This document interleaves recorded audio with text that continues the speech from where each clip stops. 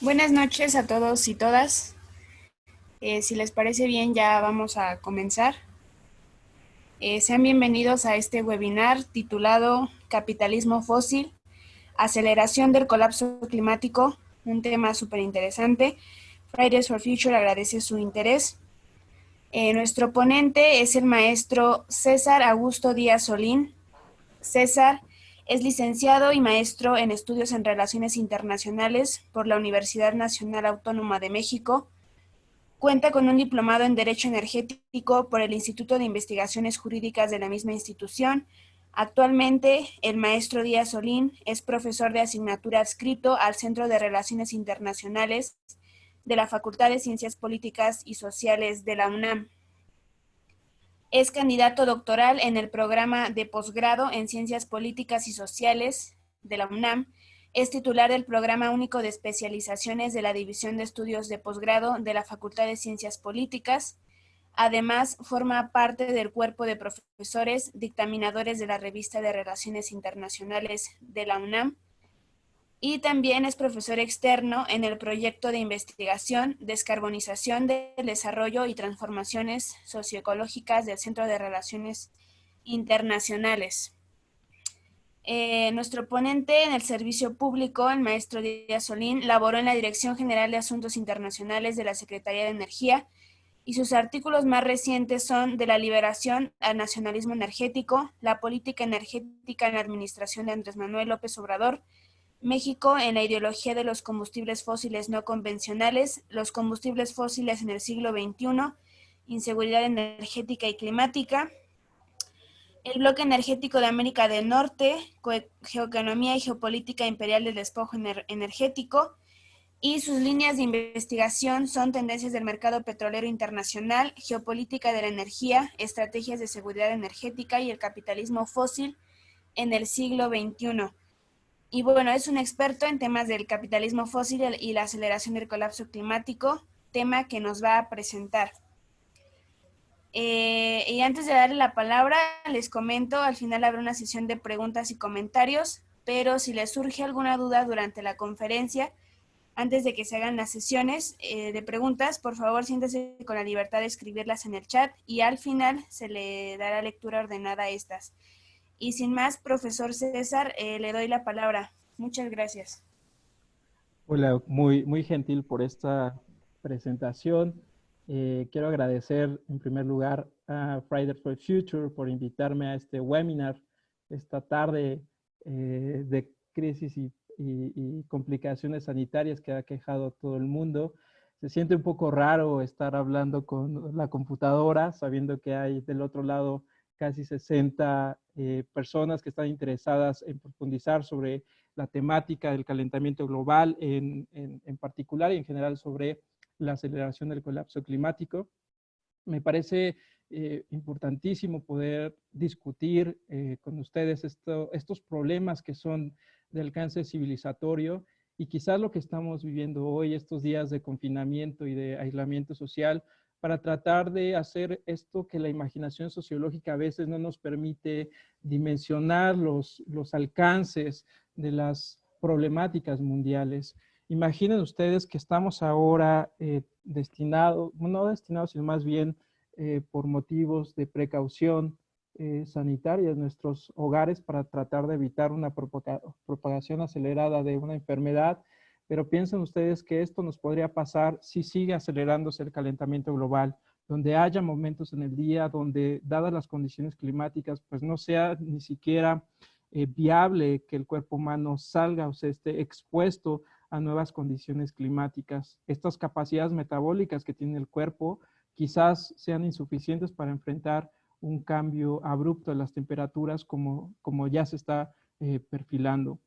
Por eso es que creo que nos puede servir de punto de partida para tratar de imaginar cómo sería un mundo con cambios de ese tipo, de ese alcance. Lo que voy a compartir ahora entonces con ustedes es parte de mi investigación doctoral que se ha nutrido mucho con otro equipo de colegas jóvenes dentro de la Universidad Nacional que hemos estado preocupados por la dinámica ambiental y sobre todo cómo esta formación social capitalista está detrás o es la esencia de la aceleración de la destrucción ecológica. Tengo que, antes de empezar, hacer mi agradecimiento a las reflexiones que he podido compartir con el doctor John Saxe Fernández en la propia universidad, porque ha creado un grupo de jóvenes investigadores que ha realizado discusiones sistemáticas sobre la problemática ambiental, sobre la cuestión de las amenazas civilizatorias a la vida humana y a la biota global en dos vertientes. Por un lado, la que tiene que ver con la crisis nuclear, una posible guerra termonuclear, y la que se desprende del calentamiento global. Entonces tengo que hacer mi reconocimiento porque muchas de las reflexiones que están aquí, que voy a compartir con ustedes, se han producido en el marco de sus trabajos. Veo que hay algunos compañeros profesores que están en ese proyecto de investigación, que están conectados, entonces también extiendo pues mi agradecimiento a ellos porque con las discusiones que hemos tenido se ha nutrido esta investigación. Entonces, sin más, quiero compartirles ahora dos reflexiones preliminares antes de presentarles en concreto lo que estoy pensando que es el capitalismo fósil como esta forma material de degradar específicamente la naturaleza. Pero quiero situar todavía en un contexto más amplio la crisis ecológica de nuestros días. Creo que esto es más pertinente que nunca, poder situar a la crisis ecológica no solamente como una derivación de las crisis recurrentes en el modo de producción capitalista, sino es la crisis que amenaza con la civilización humana como un todo. Pensemos entonces que no solamente estamos viviendo en un proceso de crisis sistémica, siempre se ha definido en términos marxistas una crisis económica como una crisis del proceso de acumulación, pero estamos más allá que eso. No solamente estamos ante la dimensión económica de la crisis como la que se está perfilando en estos días, derivado de una disminución en el crecimiento económico, que se va a manifestar en una profunda depresión económica en los próximos meses, sino que estamos ante ya obstáculos sistémicos que impiden al capitalismo reproducirse en forma ampliada sin tantas problemáticas. No quiero decir con esto que el capitalismo se vaya a destruir por sí solo en estos años por venir, sino que está encontrando cada vez más dificultades para poder garantizar un ciclo de acumulación. ¿Y cómo se expresa esto? Por un lado, en esta cuestión del crecimiento muy intenso de la desigualdad social, producto de la explotación del trabajo, y la otra contradicción, que es la que nos preocupa todavía más, es la destrucción sistemática de la base del sustento material de la economía y de la humanidad, que en este caso es la base biogeoquímica de la vida, que tiene que ver con la crisis ambiental global. Pero en paralelo a esta crisis que se viene intensificando desde la década de los 70, está concurriendo la crisis hegemónica, que tiene que ver con el líder o el liderazgo del liderato moral e intelectual que ejerció los Estados Unidos desde el término de la Segunda Guerra Mundial. Entonces estamos ante la convergencia, por un lado, de la crisis del modo civilizatorio de la sociedad burguesa o de la sociedad capitalista, pero también estamos ante una crisis de el liderazgo geoeconómico que sostuvo los Estados Unidos con mayor vigor desde la Segunda Guerra Mundial hasta nuestros días. Entonces estamos en un proceso de transición hegemónica que también va a amplificar estas problemáticas del calentamiento global y de la propia tendencia hacia una guerra termonuclear. En contexto, pues estamos ante una crisis civilizatoria, ante una amenaza existencial. Esto así de la civilización humana como un todo. No solamente aquí les estoy refiriendo sobre los códigos civilizatorios sobre la que se construyó la sociedad capitalista, sino también de la civilización humana pensando en términos de especie, que amenaza otras formas de organización social y que también va a condicionar las formas en cómo estamos pensando las alternativas y las salidas a la crisis, que eso es lo dramático de este momento histórico que estamos viviendo. Por lo tanto, es que estamos ante un carácter definitorio del siglo, de la sociedad internacional del siglo XXI, que está marcado por un colapso acelerado de los fundamentos materiales que rigieron la forma de acumular el capital desde el siglo XIX con la revolución industrial. Entonces, ese es una de las primeras reflexiones que quiero compartir con ustedes. La segunda es esta, que ya nos va perfilando a la lógica de la aceleración del calentamiento global. Aquí en esta gráfica que les presento, que es muy interesante porque nos dice muchas cosas. Lo que les estoy presentando es el comportamiento de las concentraciones de dióxido de carbono en la atmósfera en los últimos 800,000 años. Pero hay registros donde nos podemos ir hasta los 4,600 millones de años que tiene la historia del planeta. ¿Por qué es importante ponerle atención a la cuestión de las concentraciones de gases de efecto invernadero? Pues evidentemente porque hay una correlación entre el nivel de concentraciones de gases de efecto invernadero en la atmósfera y el comportamiento del clima y las temperaturas. Esta gráfica nos permite ver varios elementos. Uno, que la variabilidad climática se traduce en un cambio climático que ha sido consustancial al desarrollo de la evolución del sistema Tierra. Por lo tanto, que en términos de precisión conceptual, pues no es correcto referirnos a cambio climático, sino a calentamiento global, que es el fenómeno específico que estamos analizando. Y estas gráficas que van variando en el tiempo, lo que nos está ejemplificando es, en efecto, esas variabilidades climáticas que son inherentes al funcionamiento del sistema Tierra. Y dependen de muchos factores, no solamente de la emisión de gases de efecto invernadero por procesos biogeoquímicos naturales, sino que también van variando en función de la rotación del planeta, que van variando también en función de la actividad solar. Entonces hay elementos que hay que poder considerar. Pero lo específico de las concentraciones de gases de efecto invernadero que vamos viendo hacia la derecha de la pantalla, que se escapan de los promedios de los últimos 800,000 años, eso va a corresponder a la dinámica antropogénica de la intervención masiva sobre los ciclos fundamentalmente del carbono que han alterado la composición, el funcionamiento y la estructura de la atmósfera. Esta gráfica también nos permite ver que solamente en un muy breve periodo de tiempo geológico es en el cual la vida humana tal cual la conocemos se ha venido desarrollando y a través de la cual se han modificado todos los balances energéticos y ecológicos. Ahí les puse en un circulito muy pequeño que ustedes pueden ver en rojo, que es el periodo del Holoceno. Ustedes pueden ver apenas una rayita, pero si pudiera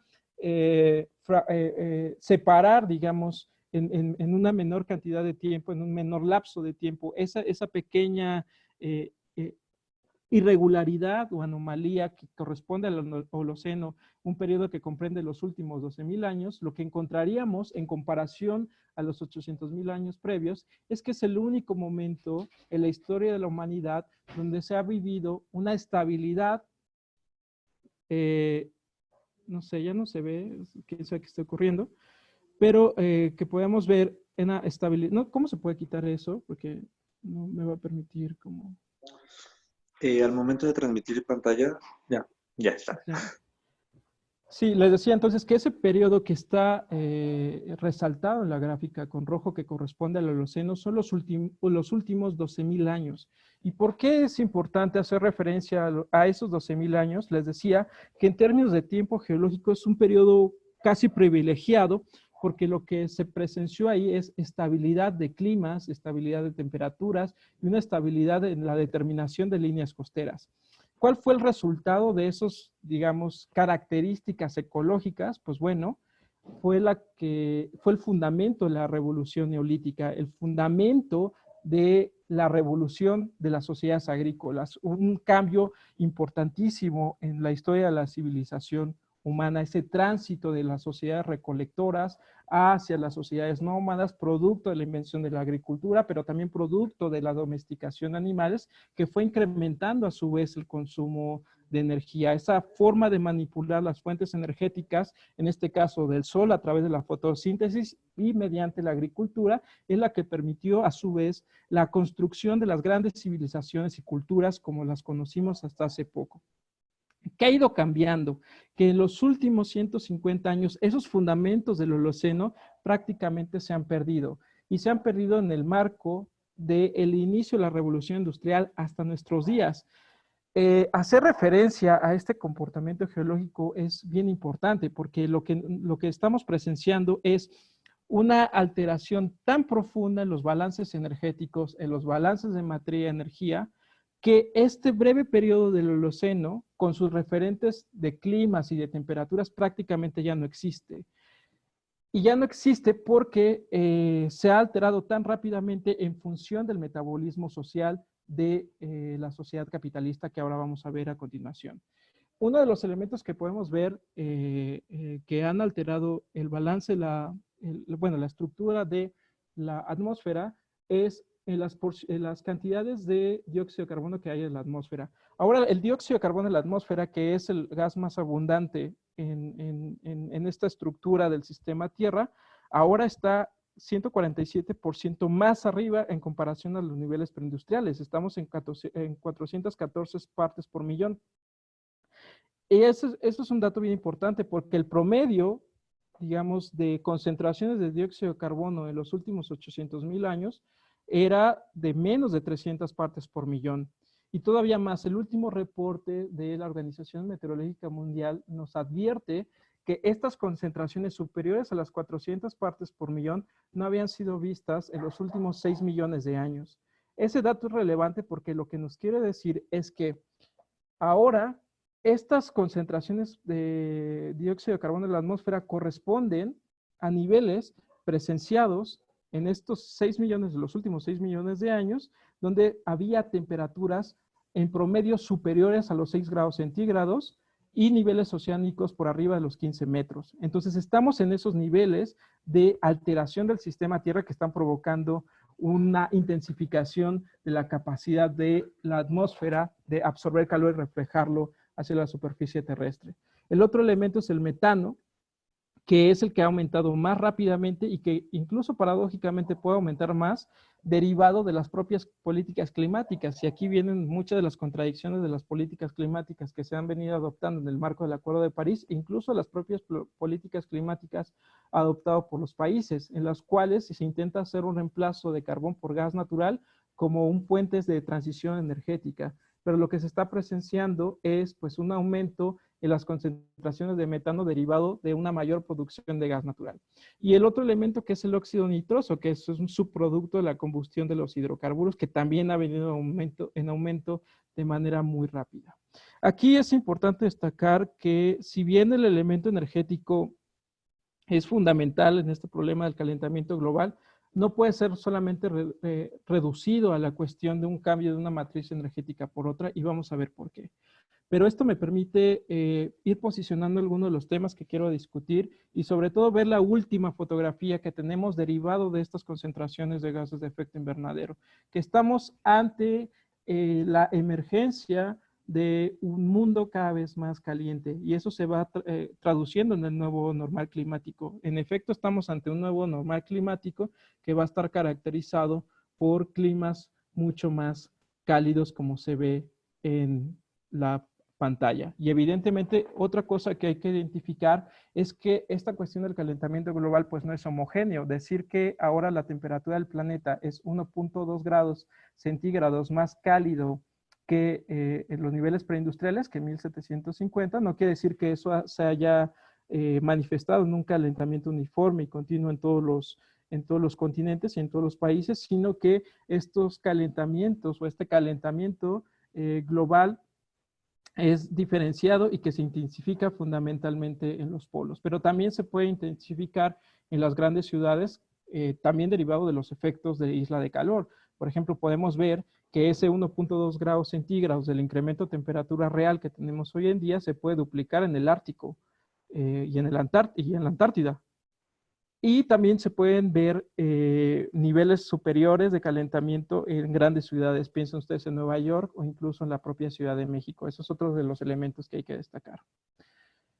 Pero ¿cómo llegamos a este problema? Que es el punto nodal de esta reflexión que quiero compartir. Véanse que durante todo este periodo de 800,000 años, pues podemos ir identificando prácticamente desde el momento en que los homínidos salen de África, se van dispersando hacia Asia, después a Europa, hasta llegar a América, y se concentra hasta el Holoceno, que como les decía, es el punto más importante en términos de revolución económica previo a la revolución industrial. donde se empieza a crear un excedente económico producto de actividades agrícolas. Esa forma no la vamos a ver, o ese incremento o esa explosión de la productividad, no la vamos a ver hasta el inicio de la revolución industrial. Pero, ¿qué es lo importante? Para ir clarificando y haciendo precisiones conceptuales sobre cómo se está degradando el ambiente, quién en realidad son los responsables, de qué maneras particulares se están haciendo las intervenciones en relación con la naturaleza. Lo primero que hay que ver es, uno, comprender que las formas de organización social de la vida y el trabajo corresponden a su vez a formas específicas de estructuras metabólicas. Otro segundo momento es ya entender a una de esas formas metabólicas a través del capitalismo fósil. Después voy a reflexionar con ustedes qué trayectoria se está siguiendo el colapso climático y finalmente plantear la discusión de los límites planetarios. Entonces, estos son los 4 momentos en los cuales voy a dividir mi conversación con ustedes. Entonces, atendiendo al primero, de comprender los modos de producción como estructuras ecológicas metabólicas. Denme un segundo, aquí está, porque tarda un poco en ponerse. Aquí está. ¿Qué es lo primero que hay que analizar? Aquí es importante saber que, en efecto, todas las sociedades organizadas, toda formación económica social, sin duda ha degradado su entorno natural para la satisfacción de sus necesidades materiales, pero lo han hecho de manera distinta y desigual en función de 4 fenómenos o de 4 estructuras que están interrelacionadas y que deben de comprenderse para poder comprender qué tipo de metabolismo social está estableciendo cada formación económica o social. Y eso nos va a permitir evitar generalizaciones como la que subyace en el concepto antropoceno, donde el concepto antropoceno en efecto está dando cuenta de que los cambios ecológicos han sido tan profundos que ahora tenemos que reconocer una nueva era geológica, la era geológica de los humanos. Pero creo que, y me parece que es una de las discusiones centrales, que referirnos a la humanidad en abstracto no nos está diciendo mucho, o más bien no nos dice nada del fenómeno. Por eso es que hay que comprender cómo se organiza la humanidad a través de distintas formas de organizar y de extraer recursos de la naturaleza para satisfacer sus necesidades.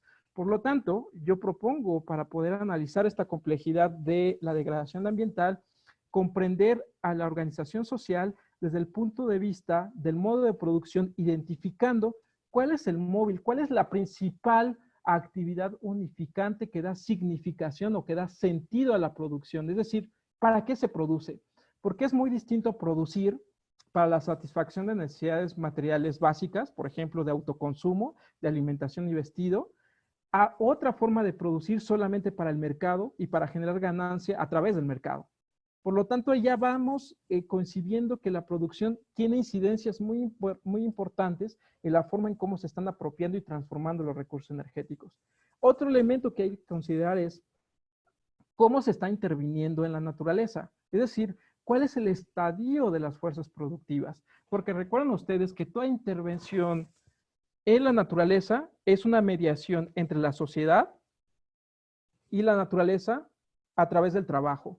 Y ese trabajo puede ser un trabajo manual o puede ser a través de máquinas. Eso, en efecto, también cambia la forma cualitativa y cuantitativa de la relación sociedad-naturaleza. Por eso también es preciso analizar bajo qué forma se está interviniendo en la naturaleza, bajo qué fuerzas técnicas, además, se está organizando la producción.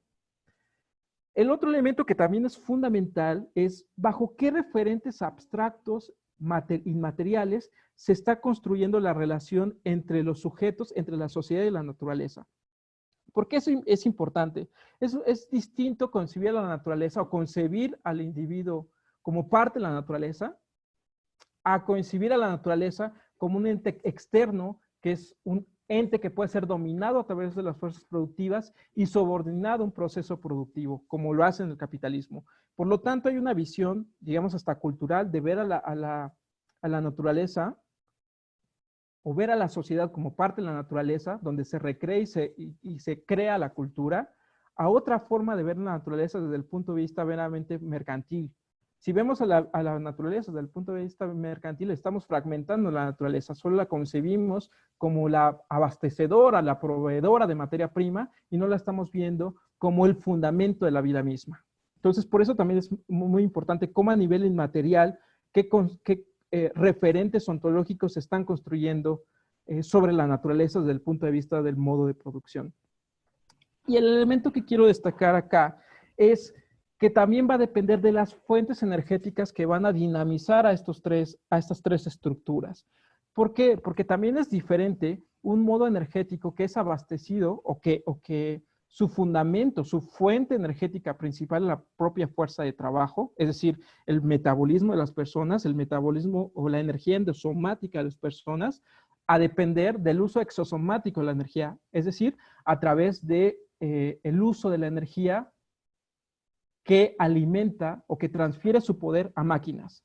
Por eso es que van estableciéndose formas distintas y específicas de degradar la naturaleza. En el caso del metabolismo social capitalista, si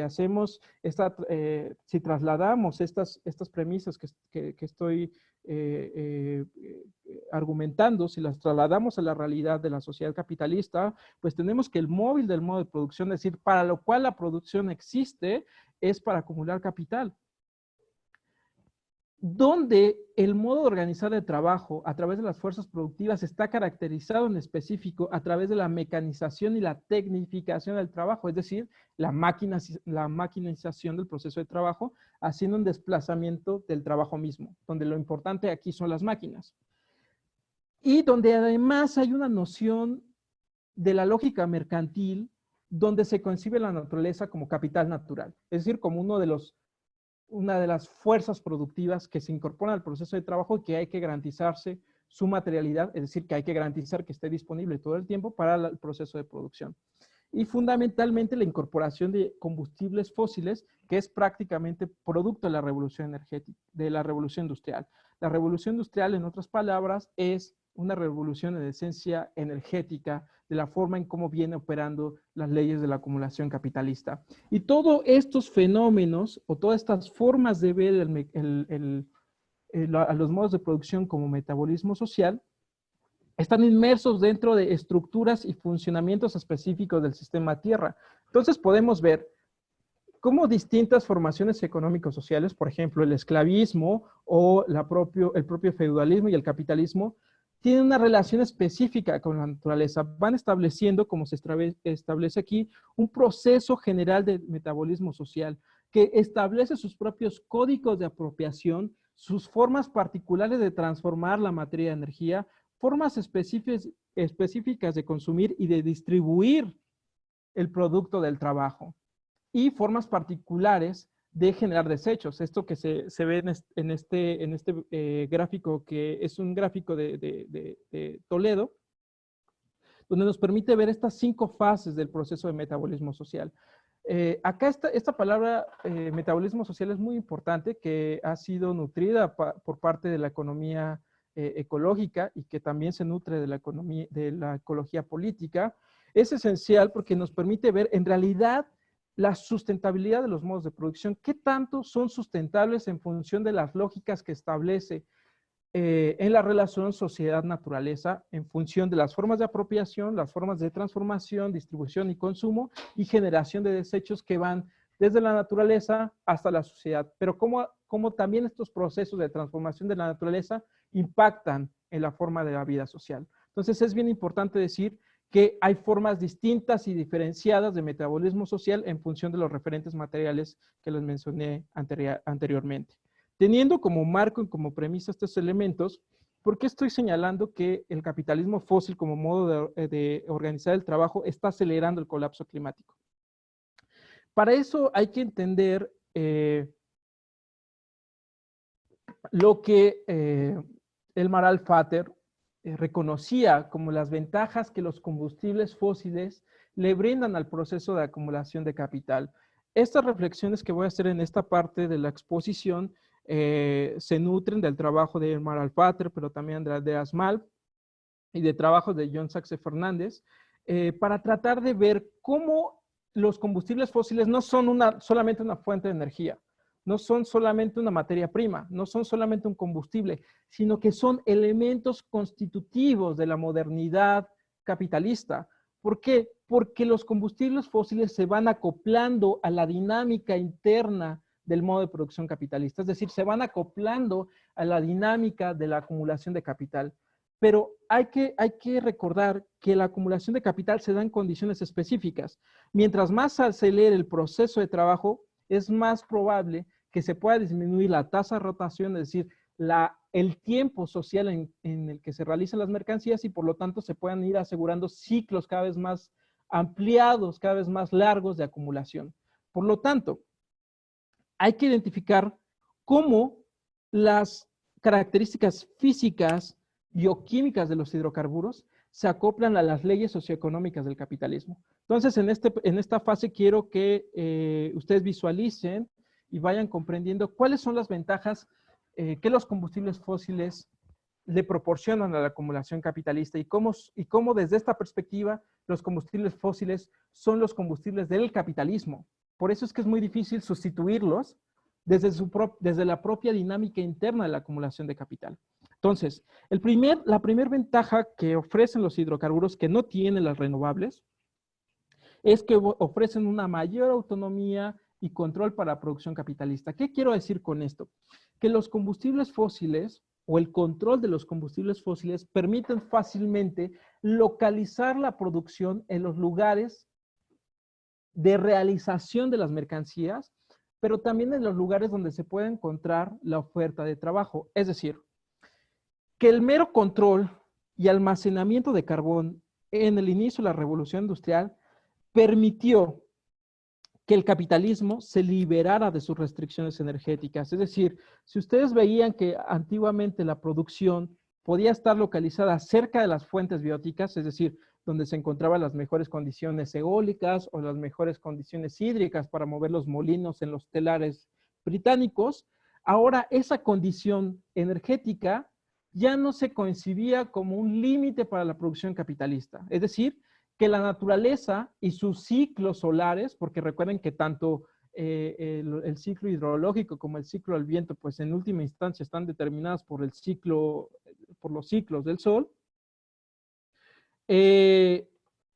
ya no va a ser un determinante para la planificación de la producción, sino que ahora va a depender del control de una materia energética, que en este caso va a ser en el primer momento de la industria de los hidrocarburos, el carbón.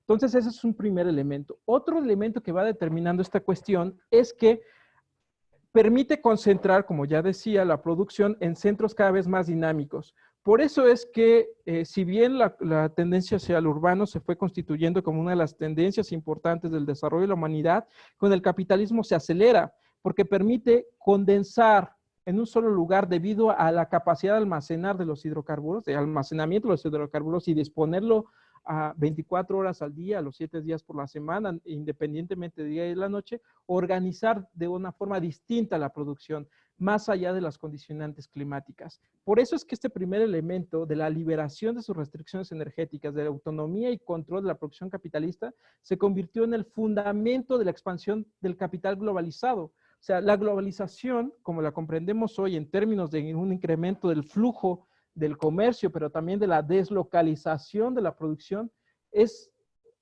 difícilmente imaginable sin la existencia de los hidrocarburos. Y es difícilmente imaginable con la presencia de una matriz energética basada en las energías renovables. El otro elemento importante es que tienen una alta tasa de retorno energético. Y esta tasa de retorno energético es muy importante porque lo que nos quiere decir es que los hidrocarburos nos proveen mayor energía en relación con la tasa de energía invertida para extraerla. Es decir, si analizamos, por ejemplo, el comportamiento de la extracción de hidrocarburos cuando empezó la industria, más o menos entre finales del siglo XIX y principios del siglo XX, se podían obtener 100 barriles de petróleo por cada barril invertido para extraerlos. Entonces, el superávit energético pues era mayúsculo, no solamente en la disponibilidad física, pero sino también en términos de la potencia que cada barril de petróleo ofrece en el proceso general de trabajo. Y eso nos permitía comprender otra característica, que se encontraban en vetas de carbón o en yacimientos de petróleo y gas recursos abundantes, dada la cantidad de recursos in situ. Ahora esa relación de tasa de retorno energético ya empieza a presentar problemas y que nos va también colocando ante la antesala del agotamiento de los recursos convencionales de petróleo y gas. Por eso es que ha habido en estos principios del siglo XXI, en estas casi 2 décadas de inicio del siglo XXI, pues ha habido una transición, digamos, energética, no hacia las renovables, sino dentro de los combustibles fósiles, hacia los hidrocarburos no convencionales, que eso es una expresión del agotamiento del petróleo convencional, pero también es una expresión de la fuerte dependencia que el capitalismo ha construido en relación a los combustibles fósiles. Y ahora la relación que tenemos de tasa de retorno energético es de 31 en yacimientos convencionales, porque son cada vez más pequeños, van perdiendo, digamos, también calidad. Eso también impacta en la tasa de extracción y, por lo tanto, la tasa de retorno energético ha ido disminuyendo en el tiempo. Si ustedes, como les decía, la tasa de retorno energético para yacimientos convencionales, los primeros que se fueron descubriendo, era alta, de una relación a 100:1. Ahora tenemos yacimientos que tienen una tasa de relación de 30:1, que si digamos es todavía el yacimiento convencional, la mayor parte de yacimientos que se están extrayendo actualmente, convencionales, pero tenemos tasas que pueden ir 1:1, es decir, si inviertes un barril de energía para obtener un barril de energía, que ahí la tasa de retorno energético pues, prácticamente tiende a ser negativa, como la extracción de arenas bituminosas en Canadá o la propia extracción de hidrocarburos no convencionales en los Estados Unidos a través de la técnica de la fractura hidráulica. Entonces ahí ya se comienzan a ver serias restricciones de la disponibilidad energética. Otro elemento entonces que hay que destacar en términos de la alta densidad energética, pues son los rendimientos que ofrece, evidentemente, en términos de disponibilidad de energía. Es decir, los combustibles fósiles, debido a que son energía concentrada, esa energía, finalmente estamos consumiendo energía solar de hace millones de años, concentrada en materia orgánica, depositada en yacimientos en el subsuelo, pues lo que tenemos es que liberan mucha cantidad de energía cuando ocurre el proceso general de la combustión.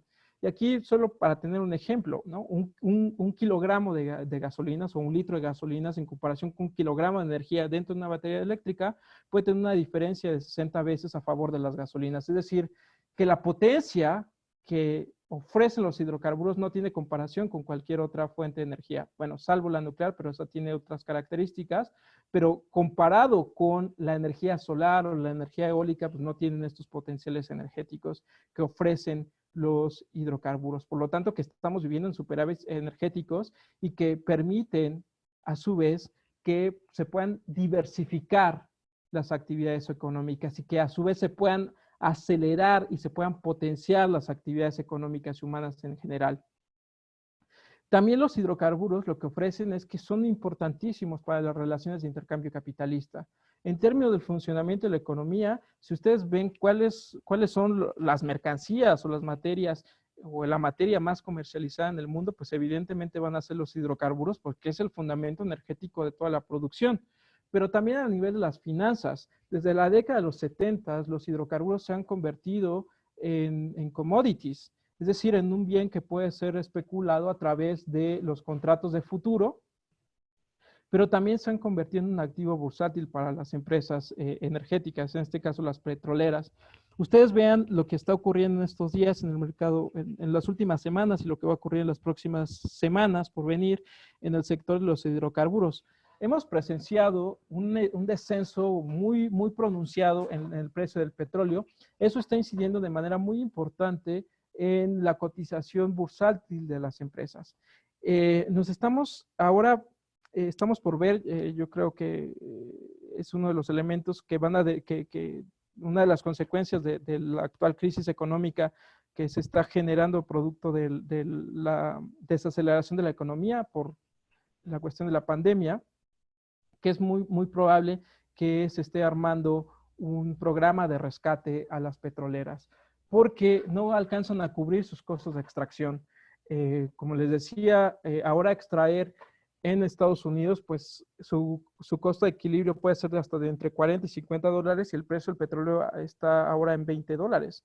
Entonces hay restricciones financieras que obligan incluso a las petroleras, por un lado, a seguir extrayendo lo más que puedan para pagar sus pasivos financieros y por otro lado, a que estén buscando constantemente petróleo.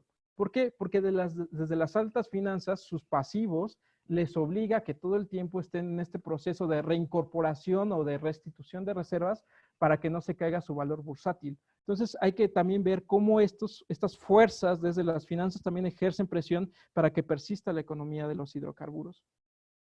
Y sobre todo también que, pues, al ser, digamos, una materia prima que puede ser monopolizable, también contribuye a este proceso de recambio en las relaciones de propiedad que tiene que ver con el extractivismo. O sea, tener una matriz energética basada en hidrocarburos impone de suyo una fuerte tasa de extractivismo de los mismos.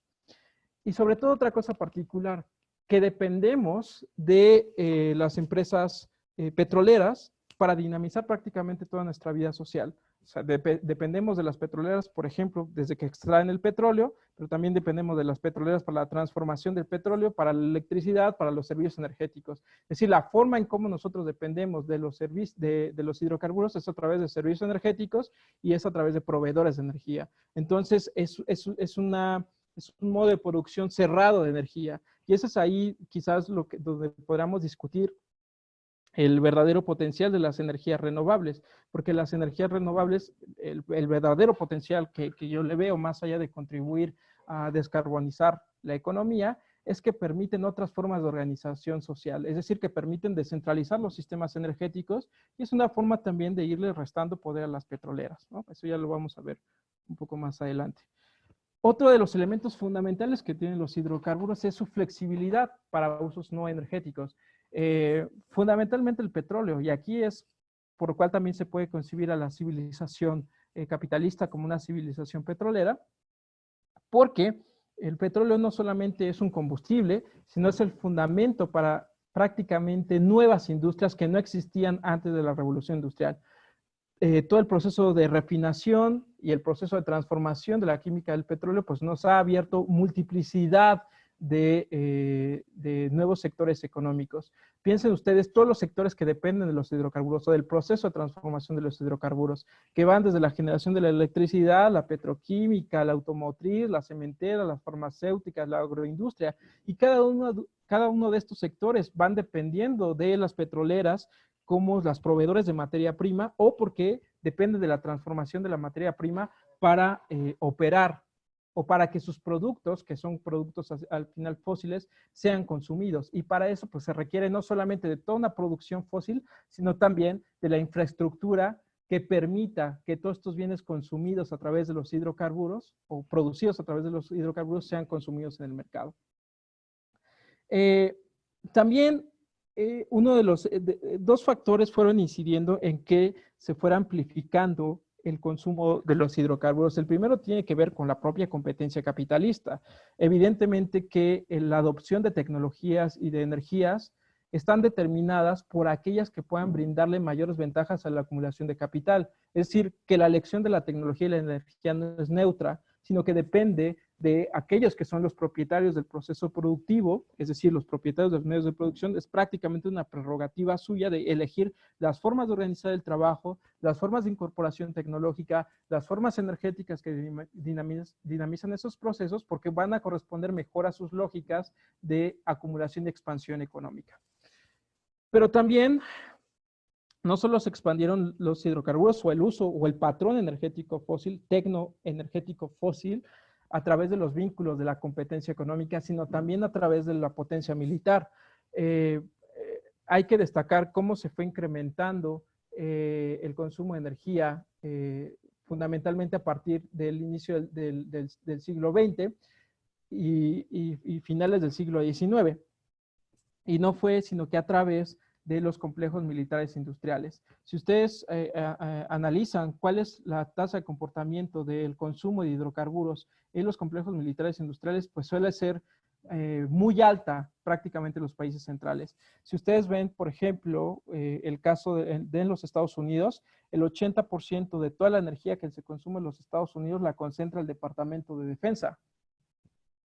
Y el consumo de energía, particularmente de petróleo, puede ascender entre 400 a 800 mil barriles de petróleo diarios para movilizar toda su maquinaria bélico-industrial, lo cual, si lo ponemos en términos comparativos, suele ser mucho más, puede ser su consumo energético mucho más grande que países completos, solo del sector militar.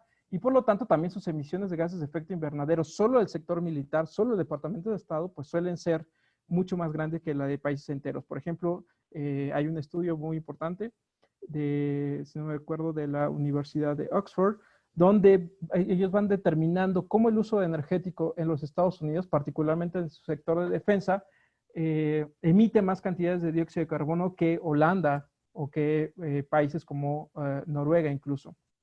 Entonces, eso nos permite ver pues cuáles son los verdaderos orígenes de las emisiones de gases de efecto invernadero, en qué sectores y qué relaciones de poder se van construyendo a su alrededor. Entonces, el incremento de capacidad de fuego de los ejércitos también es muy importante, porque si ustedes recuerdan, pues prácticamente la Primera Guerra Mundial fue la primera guerra motorizada en la historia de la humanidad, que se ganó a base de petróleo barato y a base de amplia disponibilidad y abundancia de gasolinas. Entonces, pues también hay que ver estos elementos, como también van nutriendo a la demanda de hidrocarburos. Esta gráfica es bien interesante, derivado de lo anterior. Porque quiere decir que todo el proceso de expansión del capitalismo desde la revolución industrial han estado asociadas a tecnologías y a fuentes energéticas que han facilitado o que han contribuido de manera decisiva a la expansión de la fase A del ciclo de Kondrayev. Es decir, que la introducción de la máquina de combustión interna y del carbón como insumos materiales o como el fundamento de la revolución industrial, lo que hicieron es incrementar de manera inusitada la productividad del trabajo. Y si ustedes ven aquí en esta gráfica todas las ondas largas en términos del comportamiento económico están asociadas a tecnologías y a energías que contribuyen a expandir el consumo de energía fósil.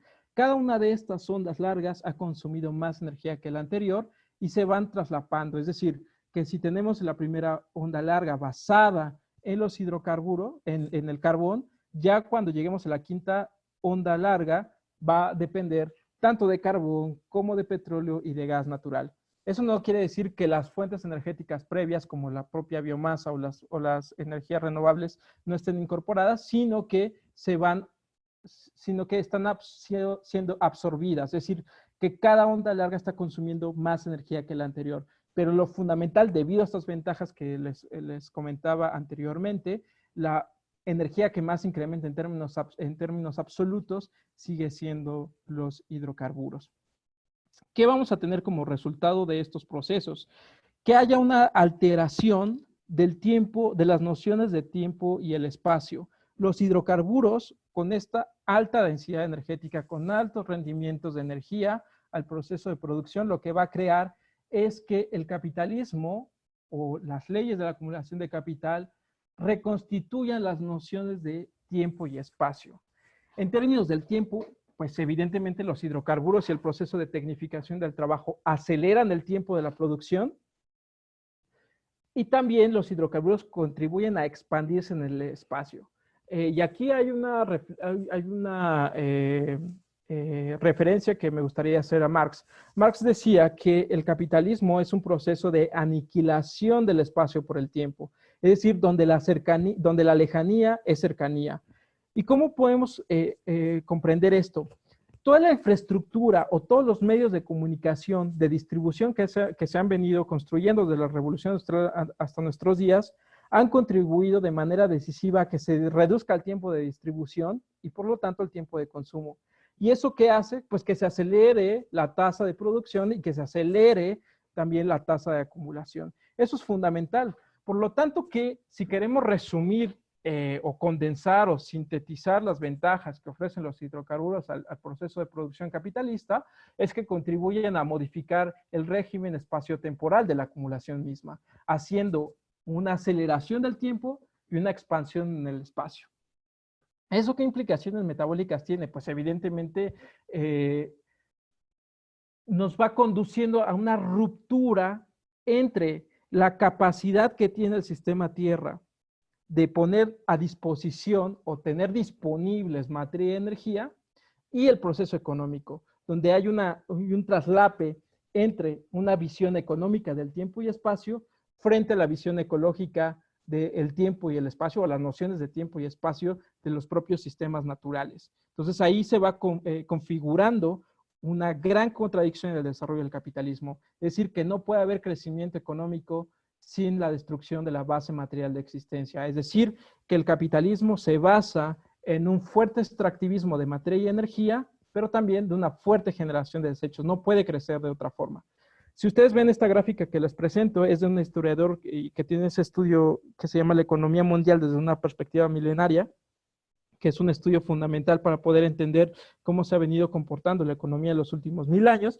Y lo que vemos es que había una estabilidad en términos del comportamiento de la economía. ¿Por qué factores estaba determinado este comportamiento casi lineal, ¿no? Donde la productividad más o menos se mantuvo estable?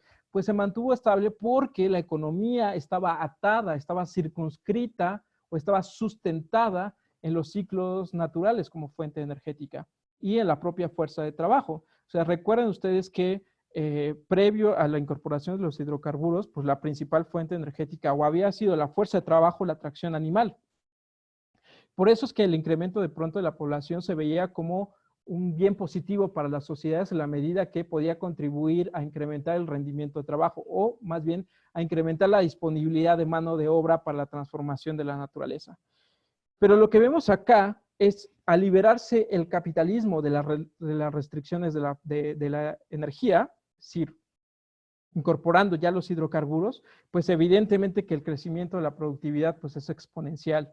De hecho, podemos hablar en estricto sentido de crecimiento económico, tal cual lo conocemos hoy a través de indicadores como el Producto Interno Bruto, solamente a partir de la Revolución Industrial, no antes. Por eso es que cuando discutamos la cuestión del crecimiento económico, pues sí hay que tener cuidado, porque a lo que nos estamos refiriendo es justamente a esta expansión lineal que ocurre después de 1750.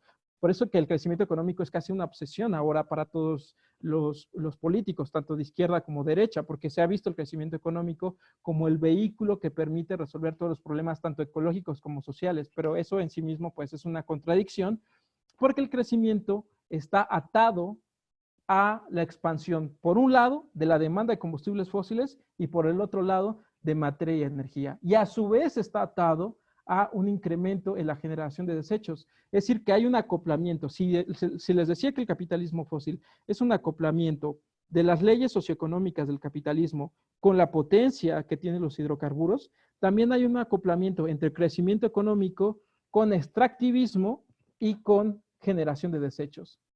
A pesar de que se hayan propuesto en el marco de estas políticas de descarbonización de desarrollo, desmaterializar la economía a través de tecnologías de eficiencia, lo que se ha visto es que hay límites a esa propia eficiencia y que en realidad sigue incrementándose los flujos de materia y energía. No ha habido ese desacoplamiento material como se planteó como parte de los instrumentos de sustentabilidad ecológica. En realidad, lo que existe, tal cual este patrón de crecimiento económico, lo que existe en realidad es un acoplamiento estructural entre extractivismo, generación de desechos y crecimiento económico. Son variables inseparables. Por lo tanto, es muy difícil pensar un crecimiento económico que no incremente la entropía, es decir, que no incremente la irreversibilidad de la extracción de materia y energía de la naturaleza del proceso económico. Entonces, para ofrecerles, digamos, una primera aproximación conceptual de qué estoy comprendiendo por capitalismo fósil, me voy a permitir leerles. Este es un concepto que estoy trabajando en mi tesis de doctorado. Estoy todavía puliéndola, pero en esencia, lo que trato de decir es que el capitalismo fósil Es un modo de producción cuya lógica de reproducción son los mercados ampliados, que para su rápida rotación de capital requiere de crecientes volúmenes de carbón, petróleo y gas natural que le brindan mayor potencia, aceleración, flexibilidad y autonomía al proceso de trabajo. En consecuencia, el patrón de acumulación está estructuralmente vinculado a la expansión de la demanda de energía fósil, ya que el desarrollo de sus fuerzas productivas, es decir, la tecnología, y sus infraestructuras, es decir, el medio ambiente construido, lo que construye el humano para la extracción y para el consumo de esas fuentes energéticas y para esas mercancías fósiles, son desplegados por y para aquellas fuentes energéticas. Entonces, el móvil de acumulación de capital, la maquinaria industrial y los combustibles fósiles construyen una racionalidad económica que acelera el metabolismo social e incrementa en escala, dimensión y alcance la transformación social de la naturaleza según el ritmo del crecimiento económico posibilitado por aquellos. Por lo tanto, el capitalismo fósil se desarrolla y se reproduce a partir de un profundo acoplamiento entre el crecimiento económico, el consumo de materia y energía y una degradación entrópica del planeta. Entonces, ¿cómo se ve este incremento en el metabolismo social capitalista? Pues creo que cada vez estamos más familiarizados con la producción de los científicos de las ciencias naturales y creo que las ciencias sociales en general deberíamos de estar más atentos a lo que produce la evidencia científica, porque lo que nos brindan más allá del estado que guarda la estructura y el funcionamiento del sistema Tierra, lo que nos brinda son elementos políticos para poder dar la pelea para la transformación socioecológica que se requiere. En estas gráficas, y espero que con más calma le puedan dar una revisada al estudio del sistema Tierra y la gran aceleración de Will Steffen, porque lo que nos muestra en las gráficas que ven proyectadas es del lado derecho, en rojo, el comportamiento de las principales actividades socioeconómicas, como la población, como el crecimiento, digamos, el crecimiento de la población mundial, el crecimiento de la población urbana, la transformación de presas, la transportación, telecomunicaciones, el turismo mundial. Contrastadas con lo que ocurre en la esfera biogeofísica, es decir, cómo esta intensificación de las actividades socioeconómicas han impactado en la alteración de la estructura y el funcionamiento de los sistemas Tierra.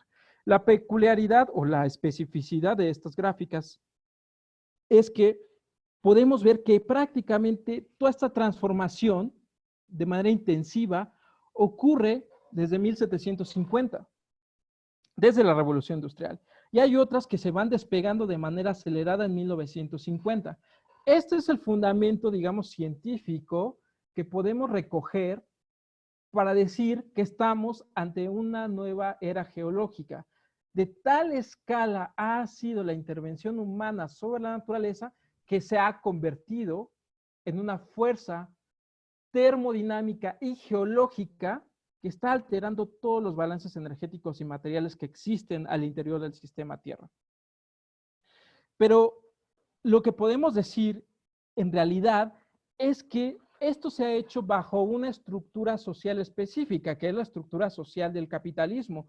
Por eso es que es bien importante poner atención a lo que ocurre en el mundo de la producción y no solamente en el consumo, porque esta lógica del antropoceno de pronto tiende a desnaturalizar los eventos, porque lo que se nos dice es que pues solamente son actividades humanas, pero lo que no se nos dice es qué tipo de actividades humanas específicas y con qué intencionalidades, porque de pronto también se nos dice que una forma de combatir el calentamiento global en general y en particular y en general la crisis ambiental es modificando nuestros patrones de consumo. Entonces lo que están diciendo es que los responsables pues somos la última cadena del proceso de producción, que es el consumo, y solo bastaría con reformular nuestro sistema de necesidades y nuestro sistema de consumo, y con eso podríamos mitigar los efectos. Cuando en realidad el problema es mucho más complejo que solamente reducirlo a una esfera, ¿no? En realidad el problema se encuentra de la esfera de la producción, la esfera de la distribución y la esfera de consumo, pero que todas a su vez constituyen un solo unitario, que es la forma de producción y de organización capitalista. Entonces, por eso es que hay que ponerle mucha atención a dónde estamos ubicando el origen de los problemas. Y esta gráfica nos permite ver que, en efecto, no es que anteriormente no haya habido crisis ecológicas, y tampoco quiero decir con esto que organizaciones precapitalistas no sean antiecológicas. Lo que estoy diciendo es que las escalas, las dimensiones y las velocidades son específicamente capitalistas y solo han ocurrido en condiciones capitalistas. Eso es un elemento que hay que destacar. A todo esto, ¿qué nos está perfilando en términos de trayectorias? Este es otro estudio fundamental que creo que es obligatorio leer, Trayectorias del Sistema Tierra en el Antropoceno. Lo que nos está mostrando en esta gráfica es que hay un proceso de activación de retroalimentaciones positivas. ¿Por qué? Porque estas concentraciones de gases de efecto invernadero lo que están haciendo es activar retroalimentaciones que ya existen en el sistema Tierra, es decir, todas estas, el hielo, la capa de hielo en el Ártico o en los glaciales ya existen, el bosque boreal ya existe, la circulación termalina ya existen, pertenecen al fundamento y a la estructura de los sistemas ecológicos, pero que se retroactivan toda vez que se superan ciertos niveles de incremento de la temperatura en el planeta y que tienen el potencial de liberar cantidades adicionales de dióxido de carbono. ¿Qué está ocurriendo? Si ahora tenemos un incremento de la temperatura de 1.2 grados centígrados con respecto a la era preindustrial, lo que estamos presenciando ahora es la activación de retroalimentaciones positivas, como las que ustedes ven en color amarillo, como el derretimiento de las capas de hielo en Groenlandia, pero también en los glaciales.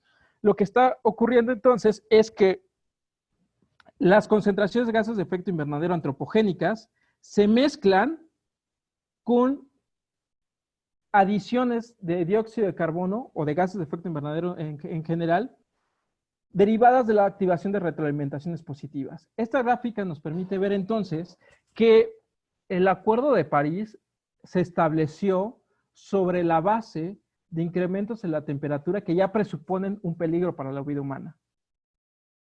El límite de 1.5, pues es un límite más que ecológico o sustentable o que tenga un fundamento de la ecología, pues es un parámetro político, porque si obedeceríamos a los parámetros, no correspondería a tener permitir una concentración de partículas por millón de 450, como también se planteó en el Acuerdo de París, sino que debería de ser por debajo de las 350 partes por millón, como la organización 350.org ha mencionado. Y esas cifras, de pronto, pues nos parece como muy extraño de dónde las sacan. Por ejemplo, 350 partes por millón, como establece esta organización, es un parámetro que nos permite más o menos mantenernos ya, digamos, de manera muy difícil en los parámetros de variabilidad climática del Holoceno. Lo que se intenta hacer es que tratemos de volver a la humanidad a los parámetros ecológicos que teníamos en el Holoceno. Pero lo que está ocurriendo es que se está acelerando el calentamiento global debido a dos tendencias. Una, a que la economía sigue incrementando, o la forma en cómo está estructurada la economía sigue incrementando sus emisiones de dióxido de carbono, de gases de efecto invernadero en general, y a su vez se está retroalimentando con estas variables que están en pantalla. Lo que va decantando entonces es que la trayectoria que en realidad estamos siguiendo es lo que Will Stephen denomina la trayectoria de la Tierra invernadero. Hice referencia al Holoceno, y el Holoceno, en términos geológicos, es un periodo interglacial, en esencia. Lo que se esperaría es que en los próximos siglos tuviéramos otro ciclo de glaciación, el cual se está cancelando debido a esta intensificación de las concentraciones de gases de efecto invernadero en la atmósfera, donde nos vamos perfilando hacia cambios de temperatura abrupto caracterizados por temperaturas cada vez más cálidas. En este estudio de Will Stephen que hago referencia, ellos van estableciendo que es altamente probable un incremento de la temperatura entre 6 a 8 grados centígrados. Entonces, las temperaturas medias, que evidentemente con una temperatura media considerada la alta, pues va a ser entre 5 y 6 grados centígrados. Pero esto ya cada vez más se está agravando, porque en el último estudio sobre el estado del clima de la Organización Meteorológica Mundial, lo que nos está advirtiendo es que ellos prevén que este proceso de intensificación y aceleración del cambio climático nos va a llevar, según las proyecciones, a que entre 2020 y 2024, con toda probabilidad, haya un incremento en la temperatura del planeta entre 1.02 grados y 1.62 grados centígrados en este breve lapso de tiempo. Es decir, que hacia 2024 es muy probable que superemos el 1.5 grados centígrados. Y esa es una discusión mayúscula, porque si estamos estableciendo que el límite o la aspiración a la cual los estados debían de llegar y de esforzarse en materia de la política climática es el 1.5, pues debido a estos complejos procesos internos del funcionamiento del sistema Tierra, adicionado a la inacción de la política climática, pues nos van a llevar muy rápidamente a lo que primero se había pensado el umbral del 1.5 desde 2100, y cada vez hemos venido acelerando, digamos, el tiempo que teníamos para poder hacer algún tipo de transición.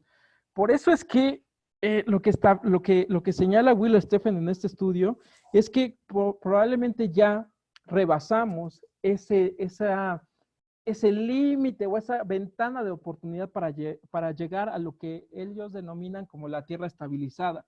Y esto también nos lleva a una discusión ética y una discusión en términos de alternativas, porque tanto el estudio que publicó la IPCC sobre el estudio sobre medidas urgentes en el escenario 1.5 de hace un año, hace 2 años, y lo que establece Will Stephen es que para llegar a esta Tierra estabilizada, la humanidad, los seres humanos, tenemos que crear las condiciones para alcanzar esa Tierra estabilizada. Es decir, que no existe en el panorama del funcionamiento del sistema Tierra, sino que se tienen que crear.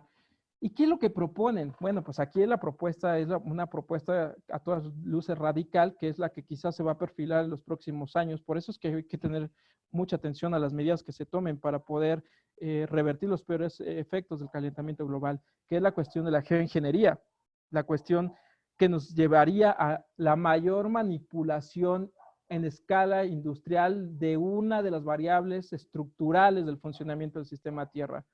Y son todavía tecnologías que se han desarrollado, que todavía están en fase de pruebas y que no sabemos ni siquiera cómo van a funcionar. Es más, estamos ya acercándonos en puntos de irreversibilidad y de cambios tan abruptos que los propios científicos pues han dicho que estamos ante escenarios de una Tierra incógnita donde no sabemos en realidad qué es lo que va a ocurrir.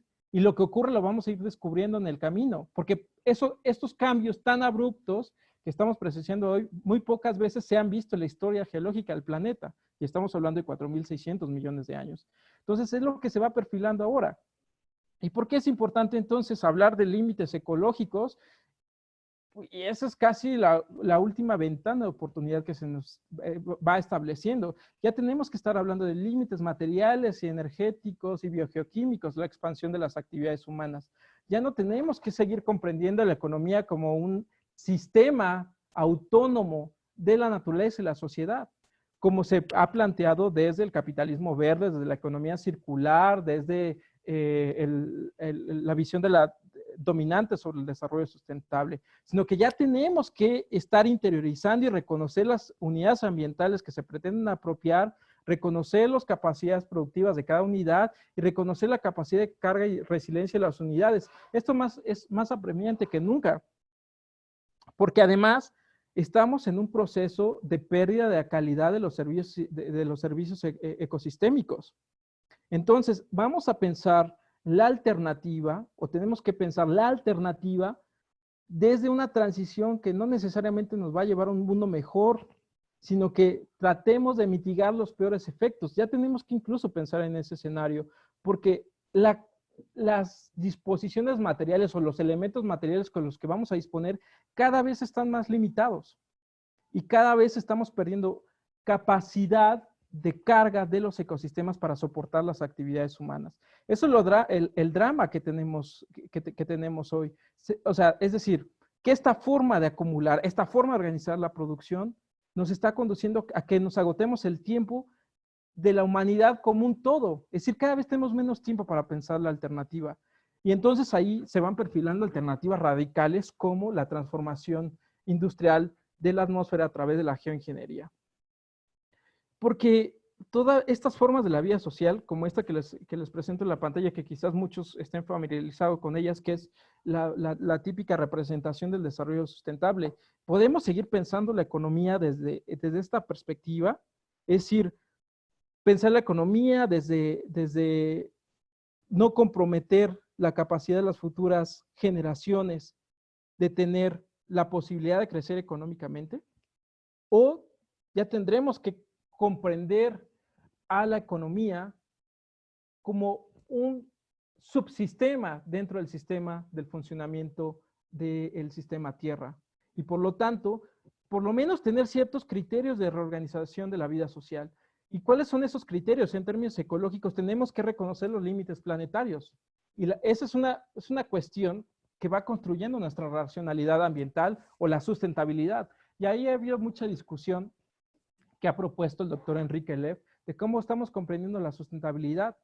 ¿Estamos comprendiendo la sustentabilidad solamente desde el punto de vista económico o pensar la sustentabilidad desde el fundamento ecológico, que es donde deberíamos de pensar el principio de la sustentabilidad? Por eso ahí las lecciones de la economía ecológica son bien importantes y también de la ecología política.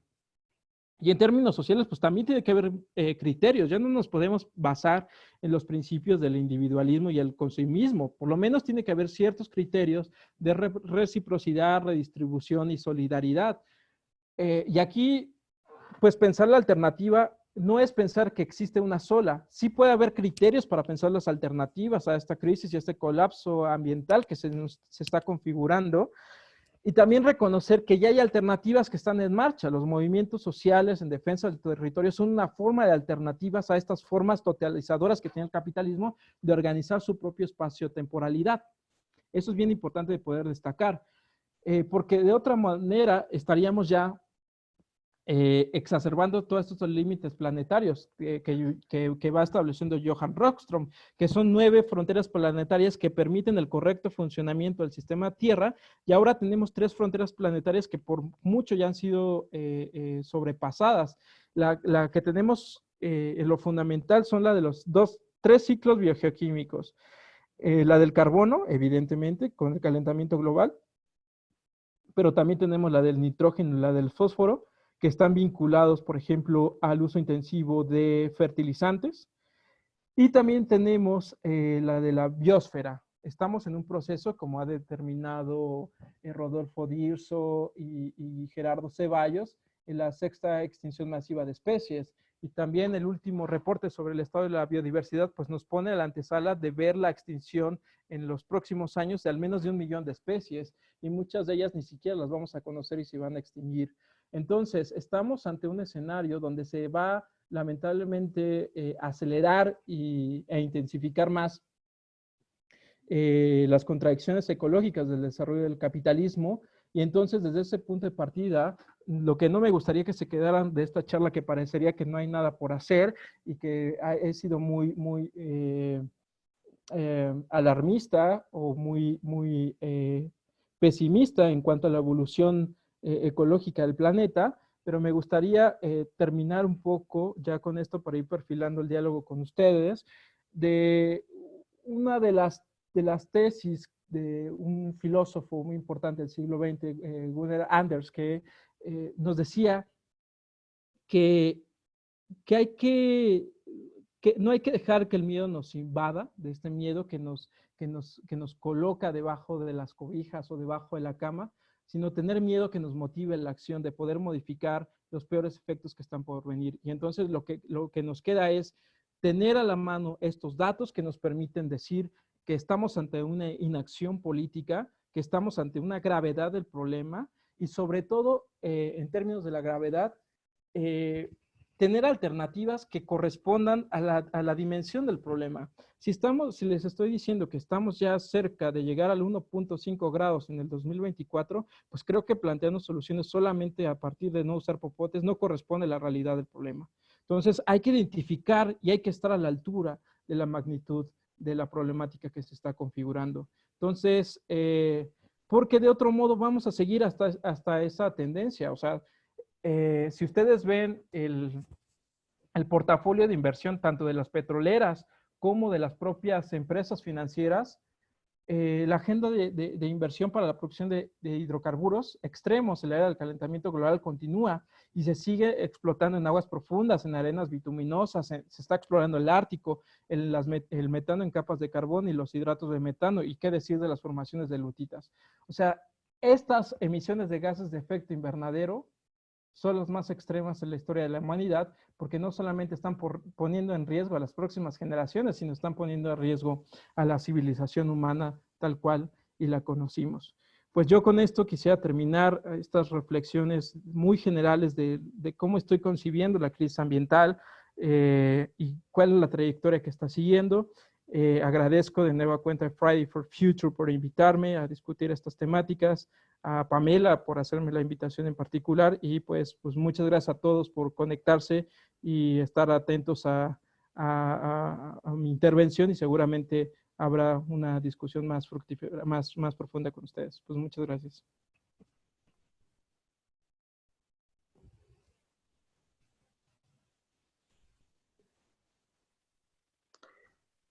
Muchísimas gracias. En un momento le doy la palabra a Pamela.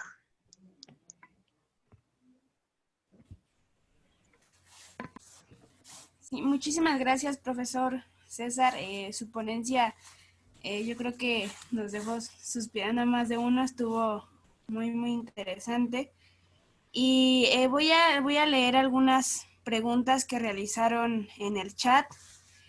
Por cuestiones de tiempo voy a leer una por persona. Cuando termine de leerlas, si alguien quiere también hacer un comentario o preguntar, ya con el audio de aquí, puede ir alzando la mano. Aquí hay una opción en Zoom para que alcen la mano y les demos también la palabra. Y bueno, profesor, le voy leyendo las preguntas, si le parece bien, de 3 en 3. Sí, me parece bien. Bueno, Ricardo Macías le pregunta, ¿cuál es su opinión sobre el hecho de que muchas empresas están dándole al director ejecutivo un salario proporcional al valor de las acciones? Y comenta, porque esto hace que tomen decisiones a corto plazo para subir su salario y que saquen más rápido los recursos naturales para subir este mismo salario, y pues eso perjudica mucho al medio ambiente e incluso a las empresas a largo plazo. Diego Micher pregunta, ¿qué opinan del problema de acción colectiva como explicación más allá de la ética? Y comenta, yo no estaría de acuerdo con que sea un problema de ética. Considero que fuera de las esferas capitalistas es un problema de acción colectiva. Y también pregunta, ¿podríamos decir que los capitalistas prefieren la energía fósil porque ésta tiene rendimientos económicos crecientes a escala, mientras que las no fósiles tienen rendimientos decrecientes a escala? ¿Le parece si le dejo así o le pregunto otra Y pregunta? con esa, porque de pronto contestar se vuelve como un caos. En la primera pregunta sobre la naturaleza de la empresa capitalista. En efecto, si ustedes ven, pues los salarios de los grandes ejecutivos de las empresas capitalistas pues son exorbitantes, y lo son así porque evidentemente los invita a una lógica de corto plazo de retornos de capital que tienen que ser refrendados a los accionistas. Entonces, ahí la lógica de corto plazo es la que dicta la racionalidad de la forma de ser de la empresa capitalista. Y otra cosa que me gustaría también en este sentido mencionar, no se les olvide también que si está, aún hablando de empresas que se dediquen al sector de las energías renovables, la naturaleza de una empresa capitalista es pensar en términos de acumulación de capital. No están pensando en términos de la propia naturaleza de sus acciones. Es decir, que la empresa capitalista verde no está preocupada por salvar al planeta, está preocupado cómo acumular a través de las energías renovables.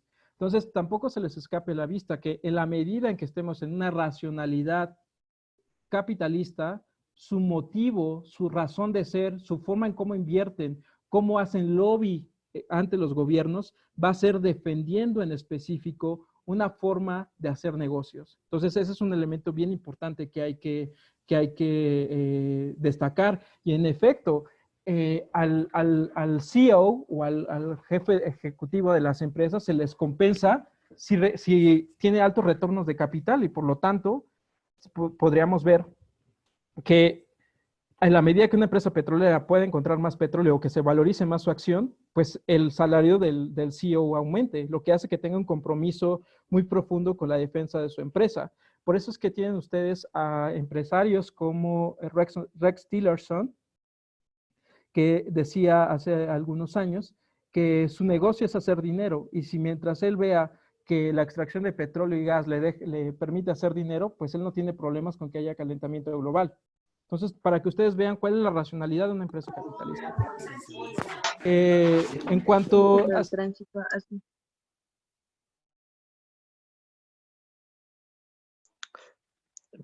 Disculpe, profesor, se cortó su audio.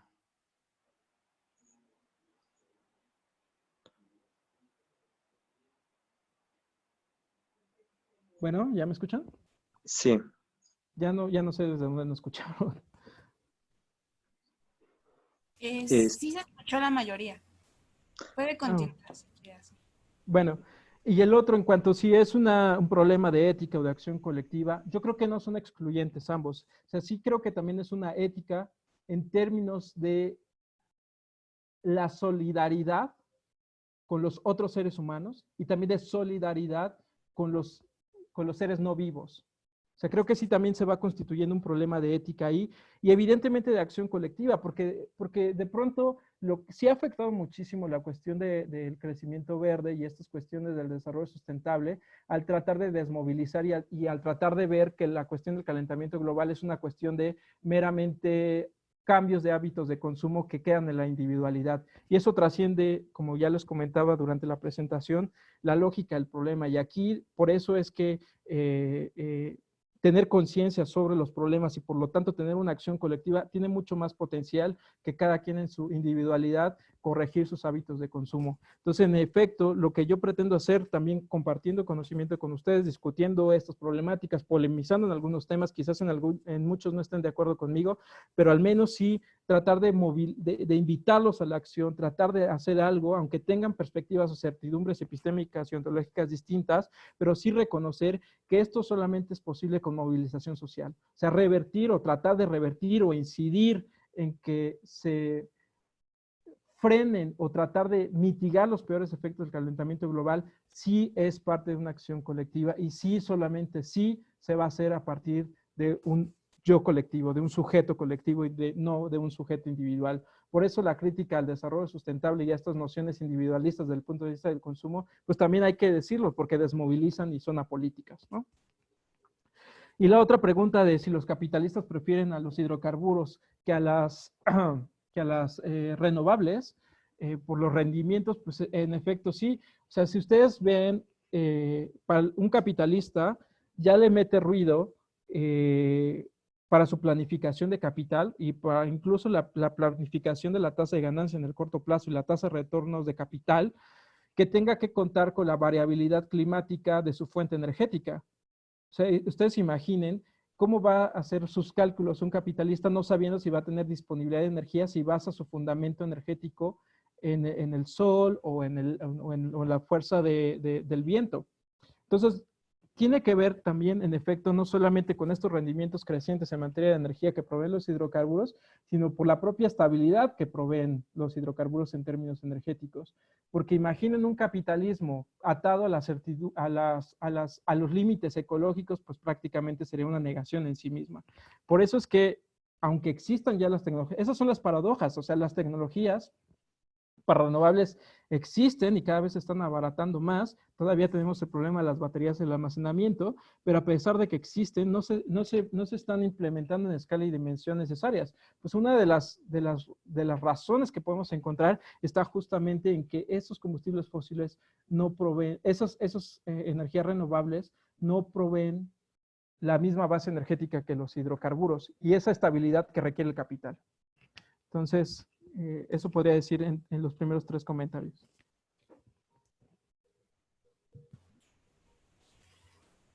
Muchas gracias, profesor. Le leo las otras 3 preguntas. Sí. Jorge Trejo pregunta, ¿podríamos decir que las acciones que está tomando el gobierno de México se consideran satisfactorias para no elevar la temperatura de la superficie de la Tierra?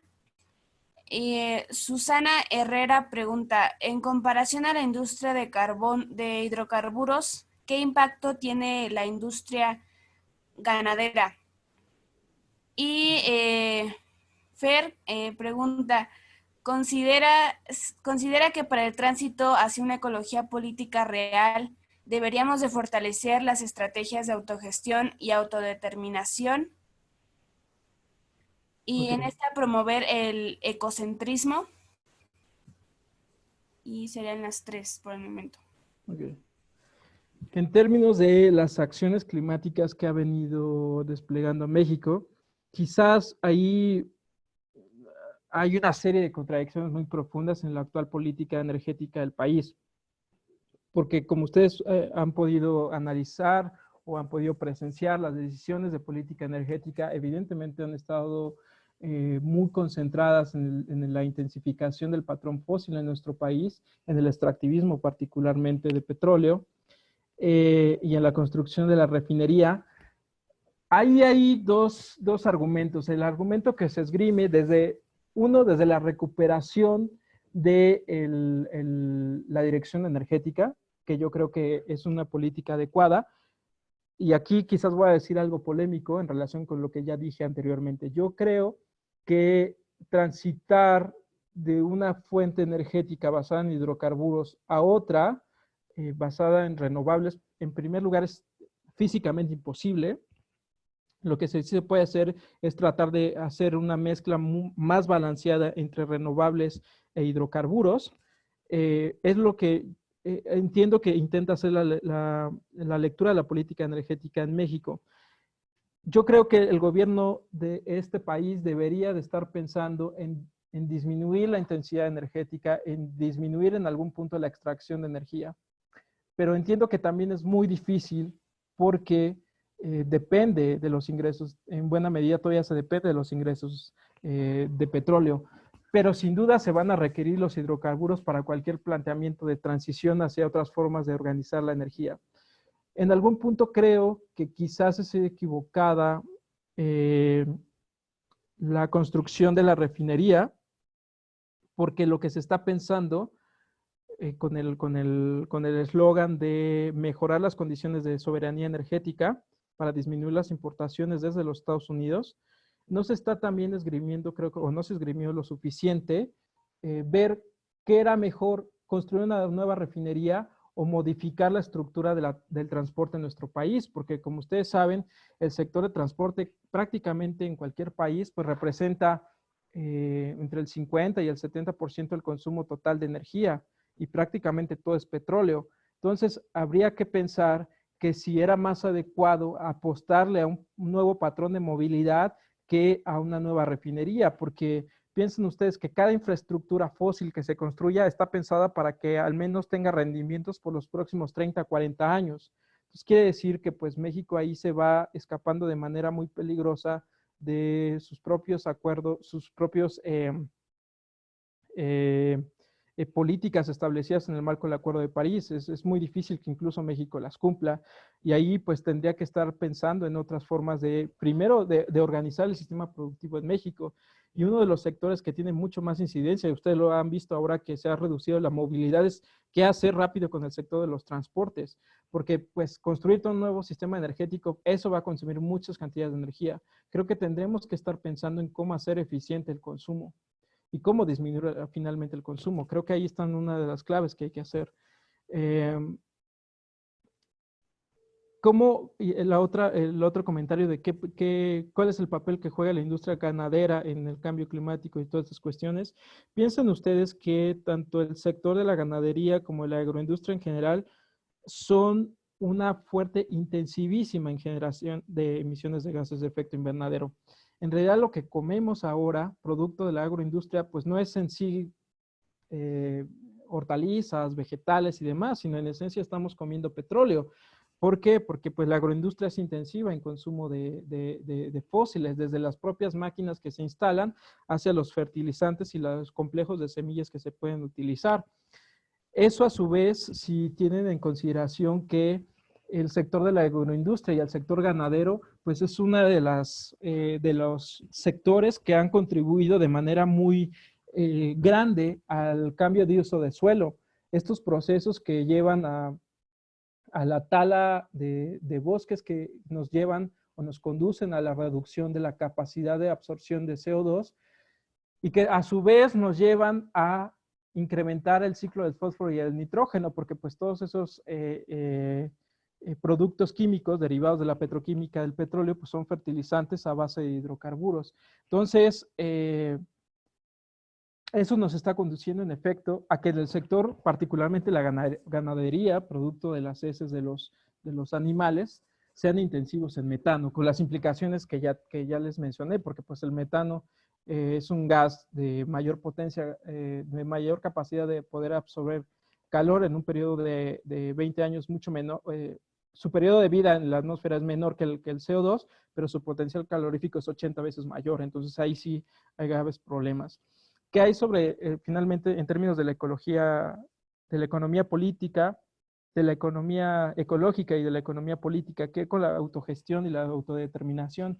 Creo que también ya debemos de pensar la economía no a partir de macroproyectos o megaproyectos, porque finalmente los megaproyectos están muy vinculados al extractivismo y al desplazamiento de poblaciones. Si algo nos ha demostrado el incremento del metabolismo social capitalista, es también un avance hacia nuevas fronteras vírgenes. Véanlo ustedes en el caso de la Amazonía, pero véanlo también en la intensificación de los conflictos socioambientales. Eso es una manifestación de que esta forma de crecimiento pues nos está llevando prácticamente a expandir todavía la base del metabolismo social, esta base de materia y energía.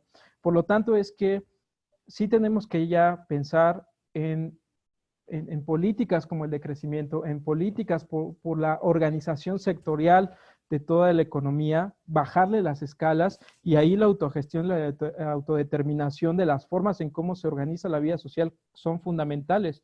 Y lo que también tendríamos que aprender a ver es que quizás ya tenemos que repensar propiamente la economía, o sea, incluso hasta los viajes intercontinentales o transcontinentales. O sea, disminuir la escala de la economía, el volumen de la economía es una de las formas que tenemos para poder ir tratando de mejor manera la crisis ambiental.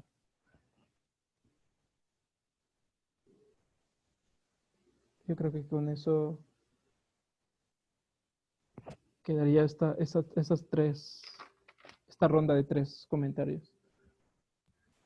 Muchas gracias, profesor César. Le vamos a dar la palabra a Lau, que quiere comentarnos algo. Por favor, que sea, si es posible, máximo 3 minutos. Bueno, ¿me escuchan? Sí. Hola, buenas tardes, buenas noches a todos. Mira, yo lo que quiero apuntar brevemente es que, bueno, todo lo que comentas es tan cierto, es tan interesante de escuchar así todo reunido y con tanto sentido, puesto de la manera en como lo expresaste, y que yo lo que propongo es, o lo que he estado insistiendo últimamente, es que todas las acciones que estemos tomando en cuenta o que estemos realizando o toda lo que se está investigando en la ciencia sea encaminado para que todo lo que estemos produciendo de alguna manera tenga esta visión de respeto hacia la ecología, de respeto hacia el medio ambiente, porque lo que se nos escapa es que el no respetar el medio ambiente es no respetarnos a nosotros mismos, y lo que estamos desarrollando culturalmente, tarde o temprano, nos va a hacer daño a nosotros en nuestro cuerpo, ¿no? Entonces, al estar siendo partícipes de toda esta economía, de todo este proceso capitalista, que su mayor fundamento es acumular dinero, pero de una forma que no importa que se destruya o que se contamine, que vaya desapareciendo, pues entonces nosotros no estamos dejando en manos de personas que no tienen ética, que no tienen que no tienen una visión.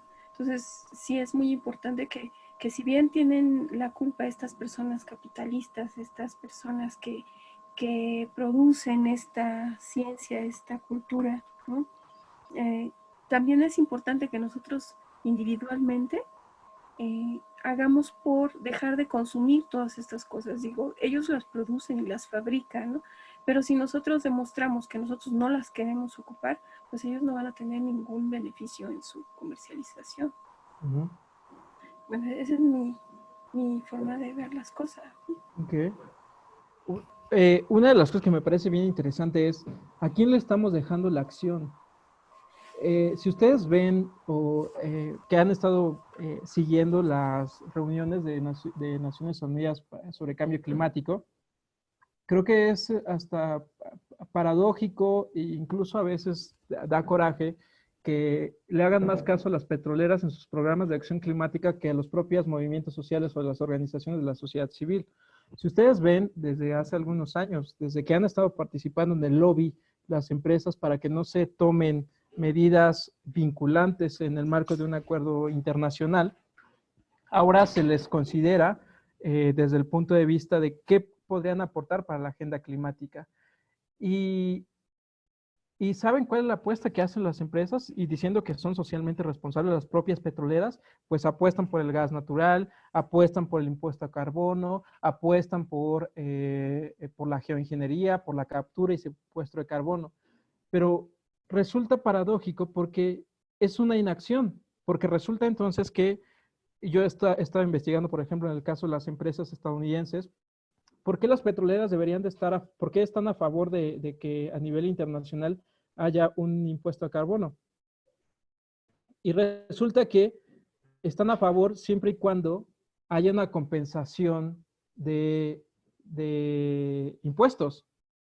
O sea, están a favor del impuesto al carbono, pero obligan al gobierno o inciden en el gobierno para que le reduzcan el impuesto corporativo. Y eso ha pasado con la administración de Donald Trump. Y justo lo que también está pasando y lo que va a pasar con la administración de Donald Trump es que haya un rescate a las empresas petroleras. Es lo que se va a vivir justo derivado de la caída de los precios del petróleo. Es que en términos financieros hay muchas empresas que fueron el fundamento de la revolución energética en los Estados Unidos con la revolución Shell, que están ya en bancarrota. Ya de hecho hay muchos procesos de empresas en términos financieros que están en bancarrota, pero que seguramente las van a recuperar con dinero público para que sigan produciendo. Entonces, para que vean que en efecto, como tú dices, o sea, sí hay que hacer nuestros cambios desde el punto de vista individual, pero que no hay que dejarnos solamente en ese nivel. En efecto, puede contribuir, puede ayudar a mitigar el uso de ciertas mercancías, pero en efecto nosotros nunca vamos a decidir cómo se producen, con qué materiales, con qué sentido, con qué lógica. Por eso es que quiero que también vean hacia el punto de vista de la producción y la distribución. La otra vez un profesor en la facultad me hacía esa discusión de, bueno, ¿y por qué las acciones individuales no pueden contribuir a cambiar nada? Y yo le decía, pues mira, te voy a poner el ejemplo tan solo de los autos. Tú como un consumista racional, lo que intentas hacer es tener el auto que consuma la menor cantidad de gasolinas que te sea posible y que por lo tanto también pueda tener la mayor eficiencia de motor para que emita la menor cantidad de gases de efecto invernadero a través del escape. Pero resulta que se lo compras a Volkswagen, que está dispuesta a instalar un dispositivo de engaño en sus automóviles para seguir vendiendo autos que sobrepasan por mucho los niveles permitidos de concentraciones de óxido nitroso. Entonces, por eso es que hay que poner atención a eso. Y las propias petroleras, por ejemplo, fueron pioneras en el estudio del calentamiento global y sabían la relación que existía entre combustión de hidrocarburos y el incremento de la temperatura. Eso al menos desde la década de los 70s desde los 60s y los 70s. Y en lugar de hacer algo, lo que se dedicaron fue a desprestigiar a la ciencia, a financiar a los lobistas, a financiar políticos, a financiar científicos que tratan de posicionar o de defender su cuota de intereses. Por eso es que hay que verlos digamos, de una manera orgánica. No, el consumo no va por un lado, la distribución va por el otro y la producción por el otro, sino que es una totalidad que va conformando la realidad capitalista.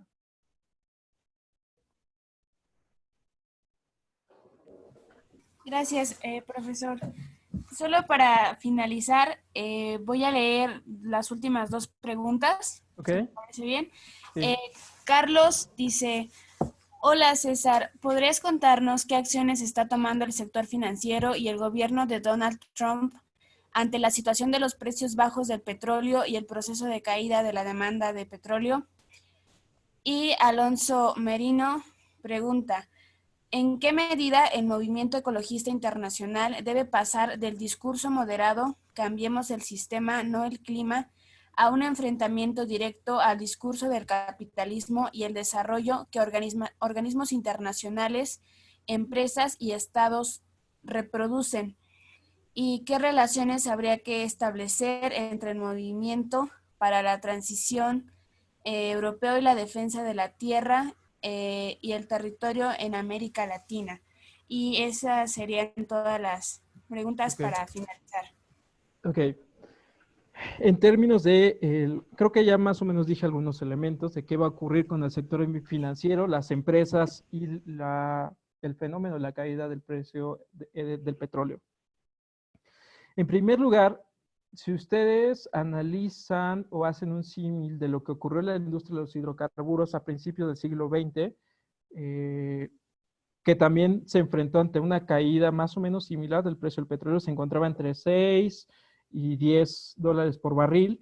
Lo que ocurrió en aquella ocasión fue que muchas empresas grandes, lo que ahora se conoce como las majors, estaban en serios problemas financieros y casi de bancarrota.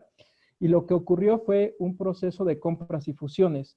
Es decir, que Exxon se fusionó con Mobil, Chevron se fusionó con Texaco, y lo que ocurrió es que esas empresas se hicieron todavía más grandes. Si ya las petroleras tenían una alta capacidad económica, financiera y política para movilizarse, ahora lo tienen mucho más, y ahora se le conoce como las Big Majors. No se sorprendan si lo que ocurre en los próximos meses, derivado de esta crisis de los precios del petróleo, es que sí, en efecto, se van a quebrar muchas empresas en los Estados Unidos, pero van a ser recompradas por las empresas más grandes. ¿Y ahí quién va a ganar? Pues siempre cuando hay una compras y fusiones gana Wall Street, porque necesitan intermediarios financieros que hagan los procesos de quiebra y de traslado de acciones de una empresa a otra. Y sobre todo, si ustedes también ven el programa de estímulos fiscales que hizo Donald Trump para justamente enfrentar el COVID-19, los efectos de la pandemia COVID-19, lo que se está también viendo es que una parte de esos estímulos fiscales pues son en general para salvar a las industrias, van a ser destinados para salvar a las industrias energéticas. Y también lo que se ha visto, y para que ustedes vean a lo que nos enfrentamos en términos de poder y de desigualdad, de instrumentos para poder luchar. Se está utilizando como pretexto el COVID-19 para no darle más obstáculos a las industrias, que las petroleras no reporten o no tengan la obligación de reportar sus fugas, venteos y quemas de metano en sus instalaciones.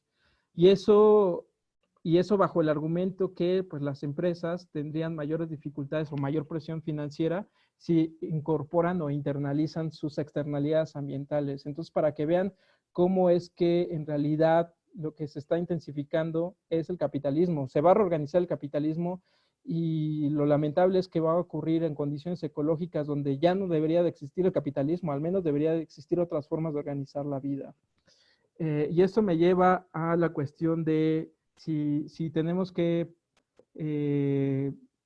superar la moderación del discurso del cambiemos el sistema en el clima. Yo he estado discutiendo esta cuestión con el propio doctor, con el doctor John Saxe Fernández. Y me parece que lo más ético que podemos hacer como investigadores es mostrar la magnitud del problema y señalar que el pensamiento radical es quizás lo único que nos pueda salvar en este momento. Porque ustedes, yo les pregunto, ¿qué les parece más radical? ¿Proponer la geoingeniería como un cambio industrial en la estructura de la atmósfera como solución o acoplarse a la disponibilidad de materia y energía que contiene el planeta Tierra? Y además, una manipulación a escala industrial de la atmósfera que no sabemos cómo se va a combinar con los gases de efecto invernadero que ya están ahí y cuando se precipiten, se ha más o menos investigado que eso causa reacciones a la piel humana y que probablemente contamine tanto los mares como los suelos. Entonces sí estamos ante un serio problema y yo creo que hay que pensar el pensamiento radical desde su raíz epistémica más profunda. Radicalidad pensado en apuntar ya de manera concreta a dónde está el problema, cuál es lo que está causando esta crisis ambiental, y radical en el sentido de la acción, de que pues ya no basta, o quizás no nos va a bastar con que hagamos huelgas los viernes. Eso trasciende mucho más, de hacer una movilización todavía más profunda, constante, que todos los días sean los días por el clima, porque finalmente, ahora lo que les puedo decir, ningún país en el mundo va a invertir en renovables este año, producto de la crisis ambiental, de la crisis sanitaria que se está convirtiendo en una crisis económica. Este año ya se pospuso la COP que se iba a realizar en Reino Unido hasta el 2021. Las INDCs pues prácticamente están paradas, no se ha llegado a nada, y creo que ahí sí estoy de acuerdo también con John, que él decía que lo único que nos puede salvar es una movilización colectiva, pero para llegar a la movilización colectiva hay que tener conciencia social y ecológica de lo que está ocurriendo, y pues muchos desafortunadamente no tienen acceso a este tipo de información que les he estado compartiendo con ustedes, para que al menos desde ese miedo que los invite a la acción, también los invite a reflexionar, a compartir sus inquietudes con otros y también hacernos más, porque finalmente es una economía que se basa en el 1% de la población, y ese 1% de la población es el que nos está liderando esta catástrofe sistémica. Gracias. Ahora sí, ya, perdón, para terminar, le vamos a dar la palabra a Xóchitl porque no nos habíamos dado cuenta que quería hablar desde hace rato. Entonces, Xóchitl, tienes la palabra.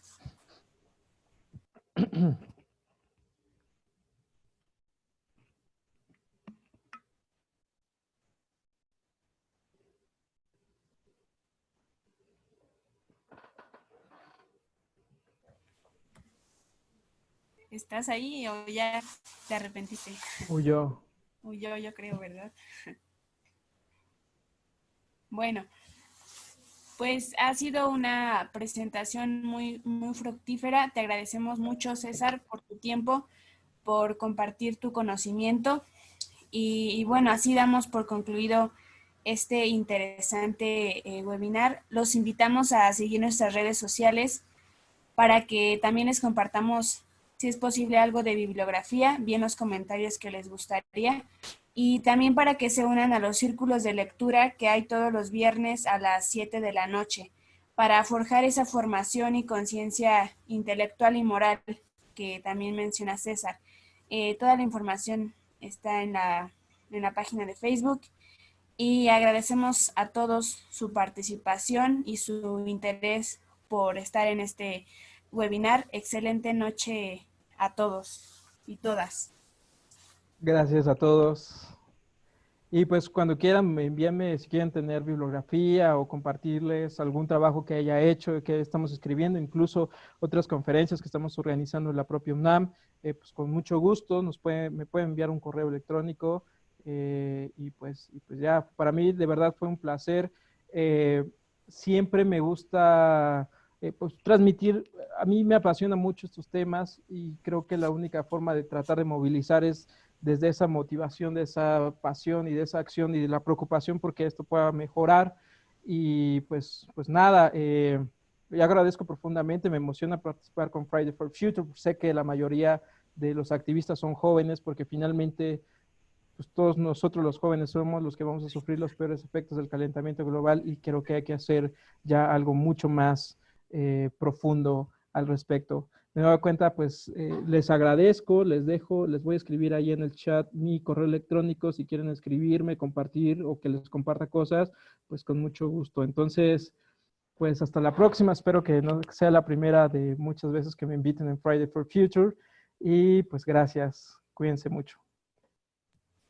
Gracias, César. Se me olvidó mencionar algo muy importante. A los que les gustaría unirse a huelgas digitales, también hay información de eso en la página, porque pues ahorita con lo del tema de coronavirus no podemos salir a las calles, pero está el Climate Strike Online para los que estén interesados, igual ahí en la página de Facebook de Fridays for Future.